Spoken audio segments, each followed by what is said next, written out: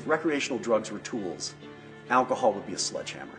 I mean, it is here. All of the statistics and information we have say, you know, that it is here and that kids are struggling across the board. And it's not because, you know, of anything we did or didn't do. It's because they're kids, you know, and this isn't a perfect world. This is happening whether you like it or not in this community. You can't ignore the fact that there's a problem here. It's been documented, and rather than being frightened of that problem, I think it takes a community to really pull together and come up with solutions. He was a lovely kid with a great future that made a terrible decision one night that cost him his life. You know, I definitely do know people who've had too much to drink and who've ended up in situations that I know they've regretted. I'd say when I went into high school, it became more of a lifestyle. Everyone thinks they're going to be okay and that nothing bad is going to happen, and it does. You know, not all the time and not most of the time, but it does, and when it does, it's big. So I drank, you know, all the time. That's who my friends were, you know, the partiers, you know, and it was fun then. It really was. I want parents to get in touch with their children. It's just, this is only one trip you make. I mean, this is the journey.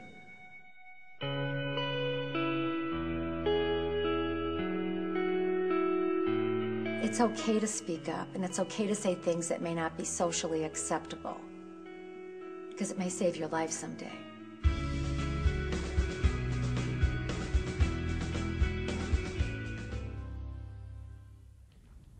Hi, I'm Matt Damon. I know that sometimes it seems like everyone drinks alcohol. In movies, on TV, at parties, even at school. And there are a lot of different reasons people drink. I'm going to introduce you to 4 young people, Robert, Dana, Megan, and Ilton, who'll tell you the truth about how alcohol has affected their lives. One summer night after drinking a few beers, Robert headed to a party in his dad's car. He says he'd had just enough beer to feel good. It was one of those nights, you know, when you're on top of the world, nothing can happen to you, you don't care. You know, I felt I was bulletproof. I felt I was unstoppable. I certainly wish that I hadn't have done it, but I need to accept that. I need to move on. I need to feel normal. You're watching everybody else drink and you're just trying so hard not to drink. One day when I'm older and I'm successful and I have all the things that I feel as though I need and want, I just know that I'll look back and say, well, I stood my ground and I respected myself. I would tell the kids, you just gotta have that strength and just not to do what everybody else is doing just because everybody else is doing it. Alcohol was a way that I used to impress people. It changed progressively. I, wanted to drink more.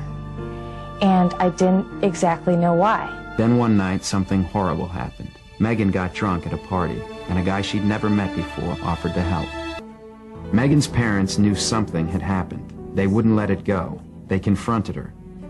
Megan was in so much pain that she finally told them everything and admitted that she needed help. The next day, I was sent to a counselor. Basically, I was an alcoholic, is what she said. I don't drink alcohol, and I don't need it because I feel like it's a magnet. You know, either you get into a fight, get stabbed, shot, or arrested, anything can happen. You end up doing things that you don't like doing, or you end up regretting something that can affect your whole life. I hope you'll think about what they've had to say. And be honest with yourself. Ask yourself a couple questions. Am I risking hurting somebody I love? Am I risking hurting myself?